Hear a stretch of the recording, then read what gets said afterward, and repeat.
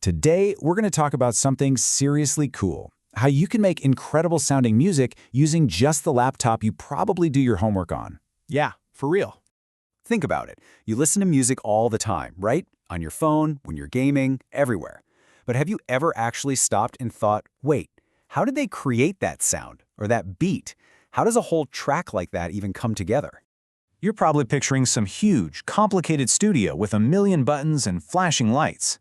But what if I told you that that entire studio, all that power, all that creativity, could fit right inside your computer? Well, it can, and I'm about to show you exactly how. Okay, first up, every project needs a home base, right? A headquarters. For music, we call this your digital command center. This command center is a piece of software called a digital audio workstation, or what everybody actually calls it, a DAW.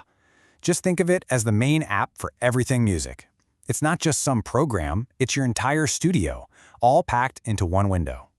I mean, just look at the difference here. On one side, you've got the old school way, a room crammed with massive, super expensive gear, and on the other side, that's your studio. You have all of that same power and honestly even more, all running inside one single app. No clutter, just pure creative space. So yeah, your DAW is like mission control for your song.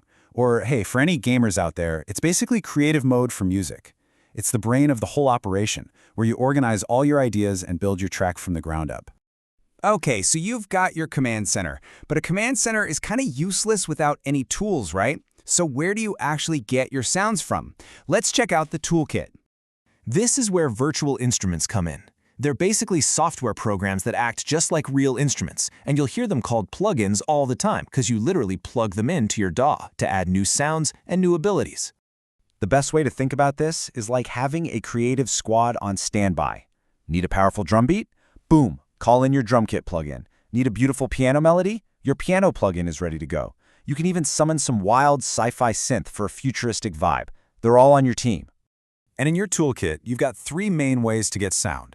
First, synthesizers, which let you invent completely new sounds from scratch. Then you've got samplers, which let you chop up and reuse little bits of any audio you want.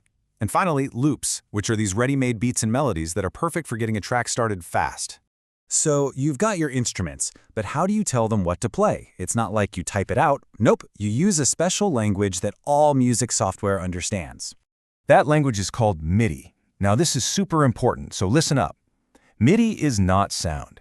It's just a set of instructions. It's data that tells your virtual instruments what note to play, when to play it, and for how long. It's like the sheet music for your computer. Here's how it works. 1. You press a key on a keyboard. 2. That keyboard sends the MIDI instructions to your computer. And 3. Your computer tells a virtual instrument, hey, play this note now. It's all a super fast chain reaction. And where do you see all this? In something called the piano roll. It's a grid where each little bar is a note. You can click to add notes, drag them around to change their pitch, stretch them out to make them longer. It's literally like you're drawing your music. It's awesome. All right, you've got your sounds and you've got your notes. Now for the really fun part, giving them some personality and some vibe with special effects. Effects, or FX, can totally transform a sound. Reverb gives it space, makes it sound like you're in a giant concert hall. Delay creates those cool repeating echoes you hear in tons of songs. Distortion, well, that adds that awesome gritty crunch. And EQ is kind of like a photo filter, but for sound.